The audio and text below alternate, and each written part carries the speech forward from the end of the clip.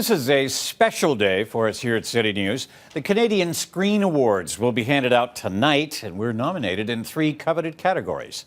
Avery Haines has a behind-the-scenes look at what it takes to produce an award-worthy newscast. Okay, Ford Kimmel. What were the ratings? What were the ratings? Great. So this is where the day begins at City News. He put himself in that position. He didn't have to go to Kimmel. Ideas are bandied about on what stories to tell and just how we should tell them. That was one of the toughest interviews he's had, and it came to a comedian, U.S. comedian, to do it. Now, once those ideas are put into action, it's right here in the control room, which is a hub down in the basement of this building, that a team of technical staff gets those ideas to air. And it's all back. On July 29th, this room was even more chaotic than usual.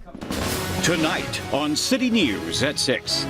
The challenge for our control room is maintaining a live signal for the entire hour. With Pam Cito, our reporter, walking in the thick of it with the protesters, that jeopardizes our signal. Gord, there are probably close to 1,000 people on Dundas Street West here. It's this newscast that's been nominated for the prestigious Canadian Screen Awards in the Best Local Newscast category. This was really a case of bringing the viewer news as it unfolded. There was a big crowd, and you're moving along, and you've got equipment, you've got, security guards that are trying to give you a little bit of room around the people, and some of those people were angry. Technically, you're standing with this big, massive camera on your shoulder. Another guy's got a piece of equipment that is feeding live. Yeah, that's right. And you're walking backwards. Walking backwards. We've got the intercom going, two-way communication with the station.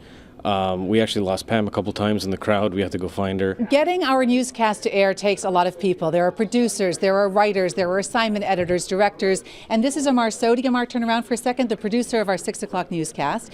I just wanted to talk to you about Sammy Yatim's story and the coverage that was nominated. Why do you think that was such compelling television? Avery, it was a story that galvanized the entire city. If you were at home and you couldn't be a part of the protest, we brought you that protest home to you in your TV, on your Twitter, wherever you were watching. You felt you were there.